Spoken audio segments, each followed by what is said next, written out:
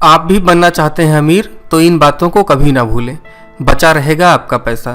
नमस्कार दोस्तों, स्वागत है आप सभी का हमारे YouTube चैनल में। अपने बुद्धि बल, ज्ञान और नीतियों से नंद वंश का अंत करने वाले आचार्य चाणक्य को कुशल राजनीतिज्ञ और अर्थशास्त्री माना गया है। उन्हें अपनी नीतियों के बल पर बालक चंद्रगुप्त मौर्य को भारत का सम्राट बनाया। उनकी ये नीतियां मनुष्य के जीवन में काफी उपयोगी मानी गई हैं। उनकी नीतियों के मार्ग पर चलकर कोई भी इंसान सफलता प्राप्त कर सकता है।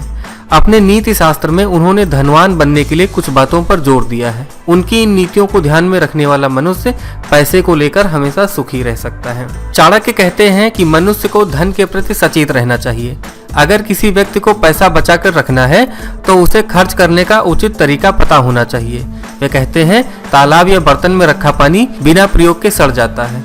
उसी प्रकार बचा कर रखा गया पैसा अगर सही समय पर और सही जगह इस्तेमाल नहीं होता है तो हम उसका महत्व खो देते हैं।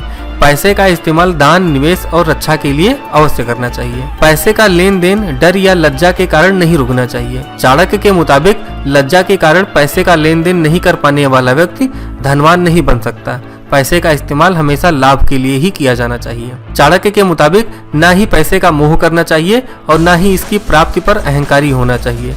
वे कहते हैं कि धन के पीछे पागल होने वाला व्यक्ति कभी सुखी नहीं रह पाता। मनुष्य को अपना कर्म करना चाहिए और कर्म से धन प्राप्त हो तो उसका इस्तेमाल करना चाहिए।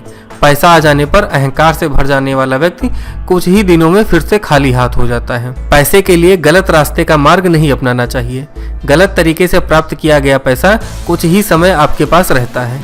चाणक्य कहते हैं कि गलत तरीके से अर्जित किया गया पैसा ज्यादा से ज्यादा 10 साल तक रहता है, उसके बाद वो आपके पास से खत्म हो जाता है।